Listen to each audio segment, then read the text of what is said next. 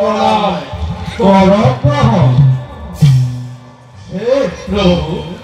কিবা হেতু হোৱা বিভাৱে কিবা কাৰ্য কৰি সাধন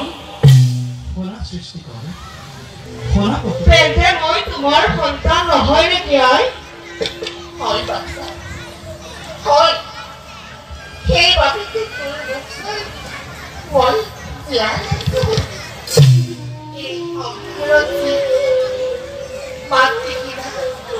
তাৰ জীৱনত একোৱেই নাই তই ডাঙৰকৈ মাতিলো পাখি নাথাকে সেইবাবে মই ভগৱানৰ ওচৰত প্ৰাৰ্থনা জনাইছো তোমাৰ সকলো দুখ দূৰ কৰি আমাৰ দুখ জানো ভগৱানে দেখা নাই মই তোমাক পৰমজুৰে কৰিছো পদৰ মাহিক নিজৰ ভক্তিৰ দৰে তুমি আঁকোৱালি লোৱা জানানে অসম্ভৱ বিৰাট মোৰ শক্তি আছো কিন্তু মোৰ শক্তি সতী সমান শত্ৰু এই পৃথিৱীত আৰু কোনো নাই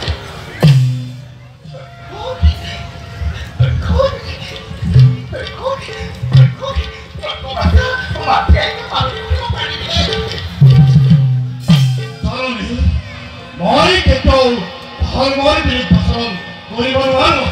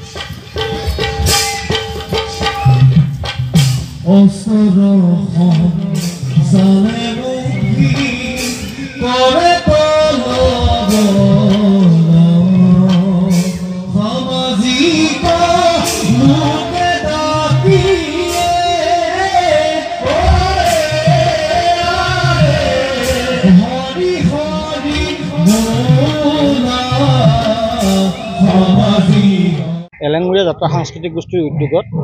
সমূহ অঞ্চলবাসী ৰাইজৰ সহযোগত আমি 9 দিনীয়াকৈ সদৌ ভিত্তিত ভাওনা প্ৰতিযোগিতা আয়োজন কৰিছোঁ 19 নৱেম্বৰৰ পৰা 27 নৱেম্বৰলৈ আৰু আমাৰ এই শ্ৰীনাথ দেৱগোস্বামী সমন্বয় ক্ষেত্ৰত হাজাৰ হাজাৰ লোকৰ সমাগম ঘটিছে আমি দ্বিতীয় বৈকুণ্ঠপুৰী যেন অনুমান হৈছে আমাৰ 16টা দলে অংশগ্ৰহণ কৰিছে আৰু মানে 27 নৱেম্বৰৰ দিনা যি বঁটা বিতৰণী অনুষ্ঠান আছে সেই বঁটা বিতৰণী অনুষ্ঠানৰ দিনা আমাৰ কেইবাখনো গাঁৱৰ কণ কণ শিশুসকলৰ বচা বচা শিশু অভিনয়ৰ দ্বাৰা ৰাৱণৰ মুক্তিযজ্ঞ নাটভাগ মঞ্চস্থ কৰা হ'ব। যাত্ৰাৰ সাংস্কৃতিক গোষ্ঠীৰ উদ্যোগত আৰু স্থানীয় ৰাইজৰ সহযোগত আমি এই 9 দিনীয়া কাৰ্যসূচীৰে তাৰমানে ভাওনা উদযাপন কৰিবলৈ আমি এখন শক্তিশালী আমি আদৰণি সমিতি গঠন কৰিছিলোঁ আৰু প্ৰতিদিনাখনে আমাৰ 2খনকৈ নাটক আমাৰ মঞ্চস্থ হৈ আছে। ঠিক আমাৰ 16টা দলে বিভিন্ন জিলাৰ পৰা আমাৰ সহযোগ কৰিছে। আমি আশা ৰাখিছোঁ আমি আদৰণি সমিতি পূৰ্ণ সহযোগিতাৰ যিখিনি স্থানীয় ৰাইজৰ যিখিনি সহযোগিতা আমি ভাল পাইছোঁ আৰু সকলোৰে সহায় সহযোগতে আমি এই অনুষ্ঠানভাগ পাতিবলৈ আমি সক্ষম হৈছোঁ।